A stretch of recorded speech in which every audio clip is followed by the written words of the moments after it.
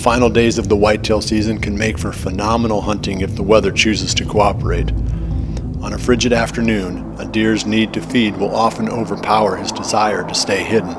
Weather conditions hold all the power now for hunters desiring to fill a last-minute tag.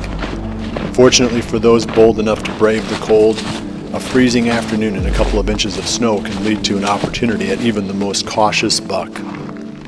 On the afternoon of January 9th, Mike Reed and cameraman Rye Ludwig head to a standing bean field, hoping to give Rye an opportunity at his first Iowa deer.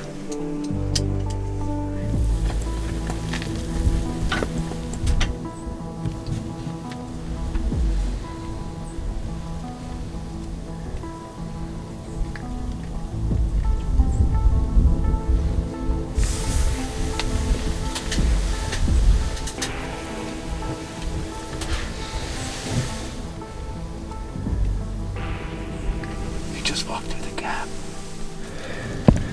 I really don't want him to be in that foxtail when we shoot him. I'd like him to but it's gonna be tough to get a clear, good look at him. He's gonna come this way.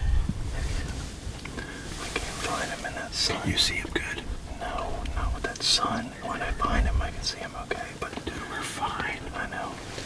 If you think he's gonna come this way, I'll wait so we can get better footage. I don't want to just have my first kill in Iowa. You know what I mean?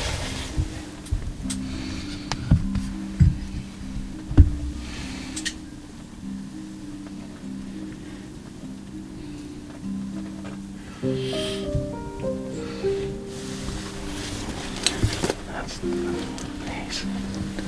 He ran out across the other bean field.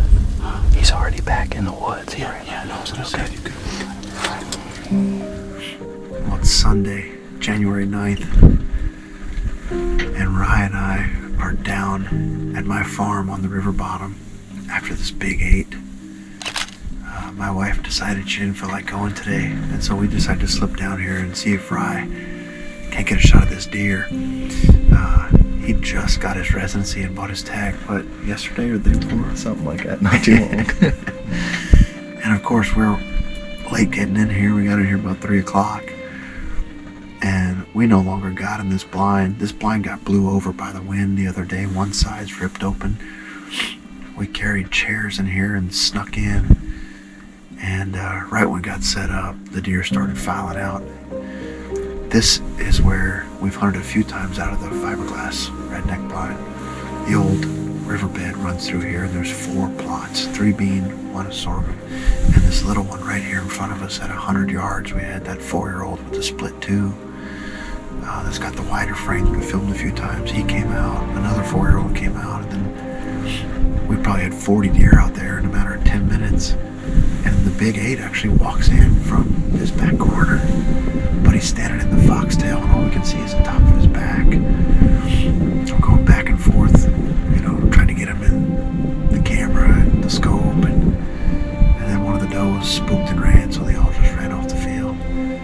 It's only 4 o'clock, so we got an hour and 15 minutes, and I imagine they didn't go too far, and hopefully they come back out here. What do you think, Rye? First sit in Iowa? Just thankful to be out. I didn't think I'd be able to get a tag this year. Thankful for Mike for being able to let me come down here and sit. So hopefully he pops back out and we can make a shot on him. Yeah, that'd be pretty awesome.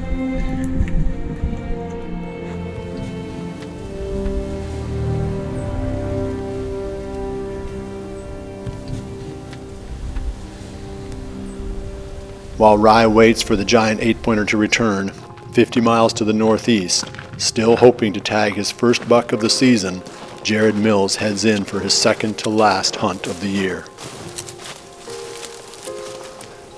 Alright, it's January 9th, and Gavin and I slipped out for an afternoon hunt because we only have 2 days left, tonight and tomorrow. So we came back to this property that I've hunted twice now in the past few days. First, Gavin and I had a really good hunt here. Basically saw every deer on this small property, I think, including some good younger bucks and 1 old mature 8 that I would shoot if given the opportunity. And then last night I came in here with less than ideal conditions.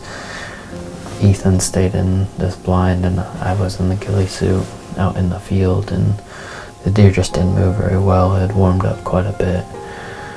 But tonight is a lot better conditions. It dropped probably 25 degrees from yesterday to today. It's about 10 degrees. And I couldn't really decide how to set up tonight with this wind. I did bring the ghillie suit if I need to move out there, or can move out there if this buck comes out. But I decided to start in here because a lot of these deer are hitting these brassicas that are fairly close to the blind here before heading out there.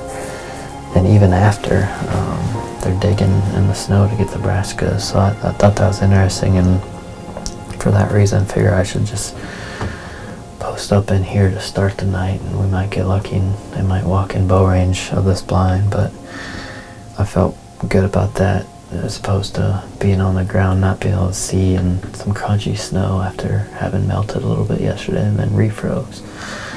So we'll see how the night goes. I expect to see a good amount of deer. I'm surprised we haven't seen more, just a few antlerless deer so far. But we've still got quite a bit of time left. It's still early in the evening.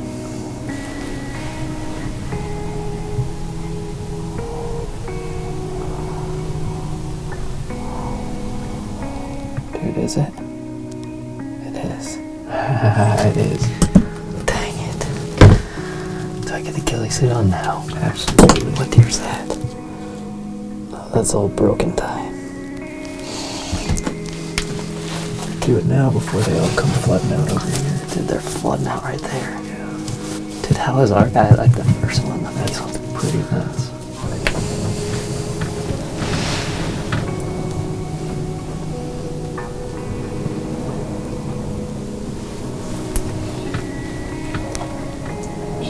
That one buck's coming out right here.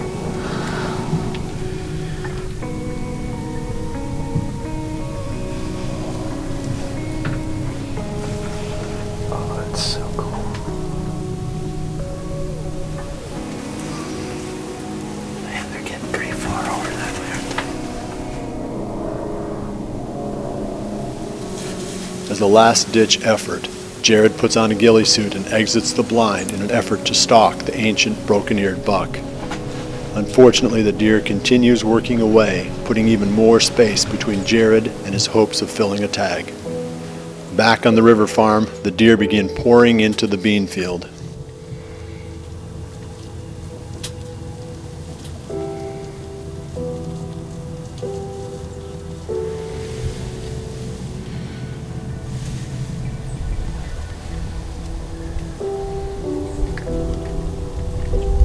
Okay, the big eight's behind him. Big eight's about to hit the snowpan. The big eight's about to hit the snowpan.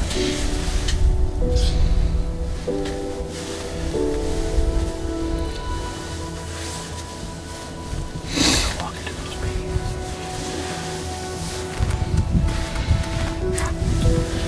Through those two little trees. Yep. Yeah, I can see his antlers. That's him. Alright, if he takes 2 more steps, I'm gonna shoot him because there's a gap in the brush. Man. Are you gonna shoot? No. What's that? That 4-year-old is still like on his hams. Like I don't think I would hit him, but I don't want to shoot that 4-year-old. Like it's not worth it. It was like behind his shoulders. There's nothing but I mean, just needs 1 more step, that's all. Oh, now there's stuff behind him. Come on.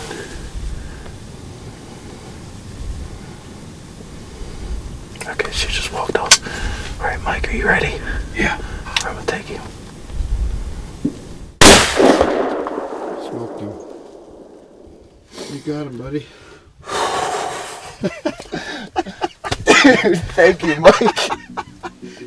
I don't know if you can really ask for much more in your first Iowa set. What do we have? Two encounters in 2 hours? That was the big 8. That was the deer we came in here after. Mike and I filmed him 3 times so far this year. How old is he, Mike? At least 6.5, but probably older. I mean, last year Chase and I filmed him not very far from here in the South Platte, and he walked off the he walked off the black-eyed 10. That was a 5.5-year-old buck last year. Like it was nothing. So he's been ruling the roost back here. And last year was my first year on the farm, and he's just a huge body deer. Got pictures of him in the summer. So, you know, he's probably older than 6.5, but what an awesome deer. What a brute of a deer. Looks like Rye made a great shot. I think so. We'll find out when we go out there. But let's get out of the blind. Yeah. I want to go look at this deer. Yeah, let's go find him. Oh my goodness. Mike, look at the size of that deer. Look at his neck. Holy crap.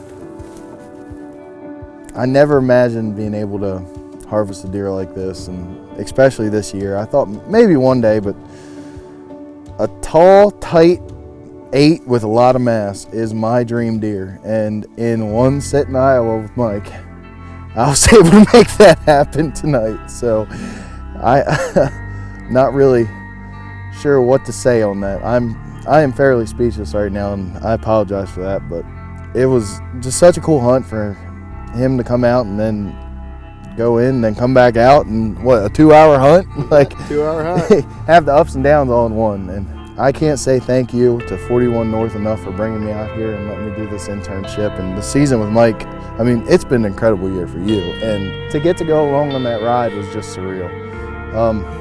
Jared, Max, Grant for all the help along the way, Mike for putting up with me for an entire season. I don't know how you did that, man. I never thought I'd be here, so I'm just thankful to everybody. And I have to say one huge thank you to my wife, Abby, because without her, I would not be in Iowa right now. She has supported me through this whole internship, and just has given me the opportunity to do what I love and have an opportunity that not many people do. So I gotta say a big thank you to her, and I'm blessed to be behind this deer right now. It's hard to beat this. I mean, this is a super mature deer. I mean, the body on him, we're all just amazed with the size of his head and his body, and just a great buck. One that we're really wanting to try to catch up with this year, and finally we're able to pull it off on January 9th. So, and Rye's been working really hard for us. I mean, we've had quite the grueling season. It's been really, really fun, and I'm just really pumped for you. I'm glad you're able to get a deer down, man. Thank you, man. I really appreciate it. Yeah.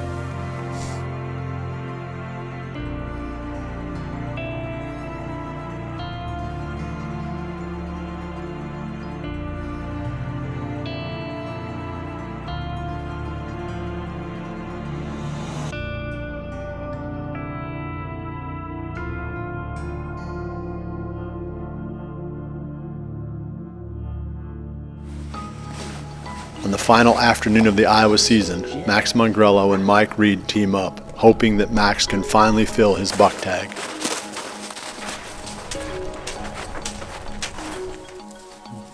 Well, here we go, ladies and gentlemen. January the 10th, or more known as the bottom of the ninth. It's the last afternoon of the season here in Iowa, and so rather than go grit my teeth on some of my permission farms or try to pull something out of a hat, Mike offered to come down to his small farm in southern Iowa, so I accepted the offer, and here we are. It's just a little after 3:30. I don't believe Mike has even been down more than once, if any more than that, on the farm, so relatively unpressured, a ton of standing beans in front of us, and phenomenal conditions yet again for the 5th day in a row. So super high pressure, cold temperatures, and 4th and long. So we're going to sit out this afternoon just ultimately to have some fun. It's been an incredible year. The team has had some great success. I've had a blast for the 3rd year in a row being with the Midwest Whitetail team, and I'm truly grateful for the opportunity and every chance I get to be out in the field and doing something I love. So we're going to sit out for the last couple hours of the Iowa season, see what happens. We may just get lucky. Let's get it done.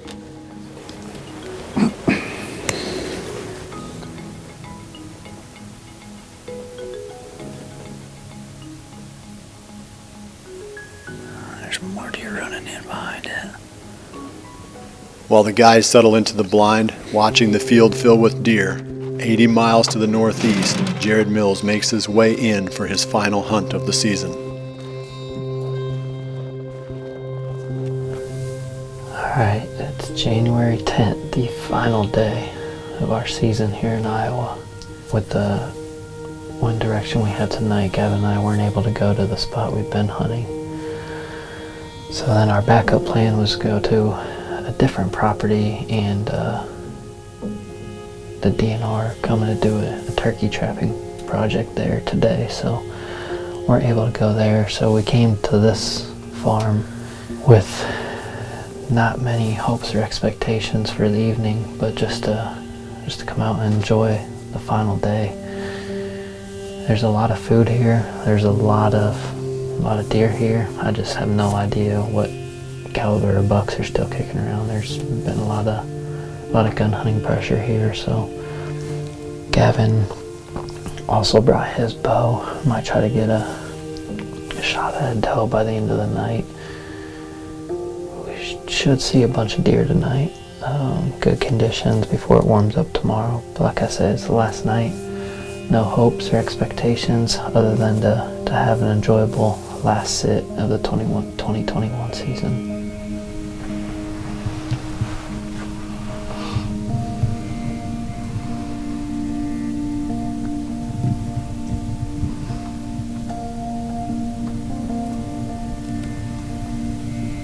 That's awesome.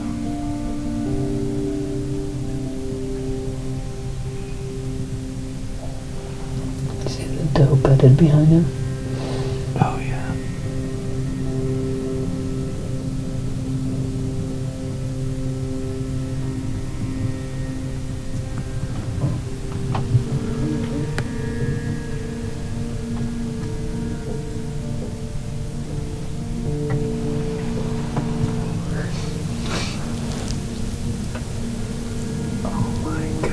I think the one in the back. Four good bucks coming out.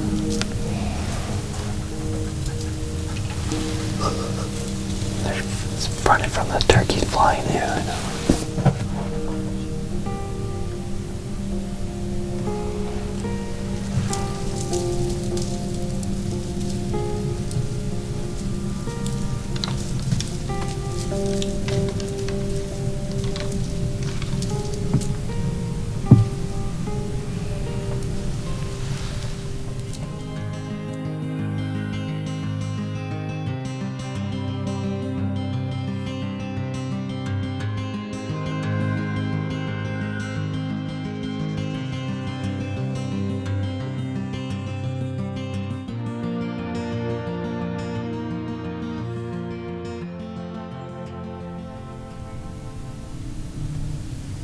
With the final hour of the season ahead, Max sits patiently, hoping for an opportunity to end the season on a high note. God, dude, there's 4 bucks in there. Yeah, there's a report. Come on. I haven't seen the barrel. There's the half rack. That deer's a toad. That deer's body's big. I know, he's got one side. Look how many.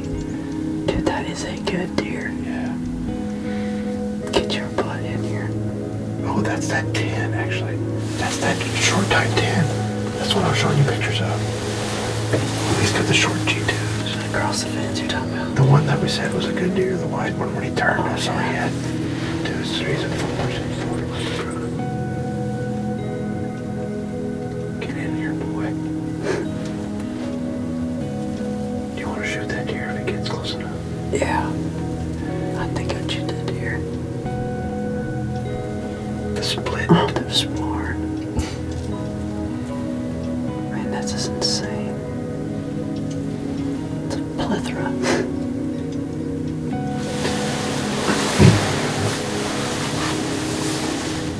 God, boys, you gotta get moving. Come on, boys. They're working, man. They're about to get behind that hill. He's working fast, isn't he? I'm on him if you want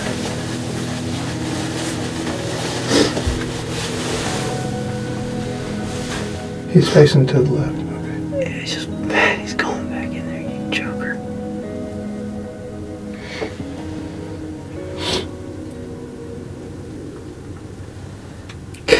I wonder if we could have stopped him.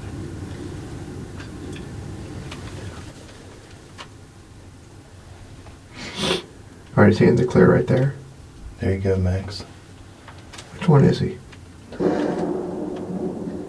Should I try in there? Yeah. Are we ready, Mike? Yeah.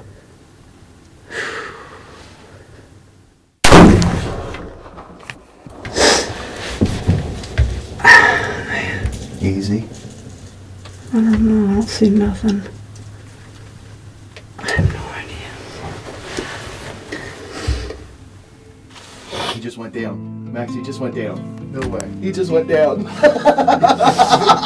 Where did he go down? Over here in the right corner. You see the deer standing there in the right corner? He went down just too low. Well, in true buzzer beater fashion, somehow, some way, it looks to be that we just got it done. I don't really have words to say right now. We've been just sitting in here giggling the last 5 minutes, and I may have made one of the better shots I've ever made in my life with legal light fading. So it looks like we got it done. Rye watched him fall on camera right there in the field, which is just a blessing. So it's been my favorite deer season I can ever remember. Just being able to come and do this is, regardless if I kill this deer tonight or not, it's been incredible. But thank the Lord I get to touch some antler this year. It was looking like it wasn't gonna happen, so we're gonna get out of this blind and go put our hands on him. Boy, he's just torched too. He does have a big body. That's him. Short G210. Well, the footage didn't lie, and the buck did not leave the field, thankfully. Like I said there at the end, it's an incredible culmination to an incredible year. I was out more this year than I probably ever have been in my life. Grinded through a tough bow season and made a lot of memories, got some great footage along the way, but ultimately wasn't able to seal the deal, and thankful is the only word I can come up with to be able to come down here with the muzzleloader with a good friend of mine, Mike. Mike and I now are going on 3 years of friendship and working together, and I can't say enough about Mike and his character, and just we get along so well. We're both a lot in the same, as we don't like to let life get in the way of just having fun a lot of times. So anytime we're together, we're laughing, cutting up, and this afternoon was no different. Just had an absolute blast, and to be able to take a buck there at the end is just it's truly special. Icing on the cake. Talk about a fun night in the blind.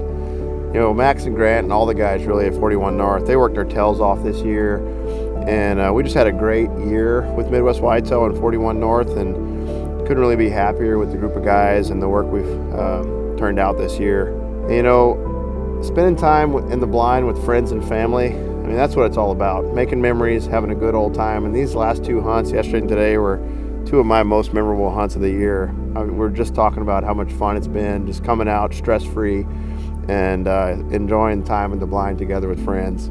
And to get a great buck, like Max said, after a tough year, it's just icing on the cake.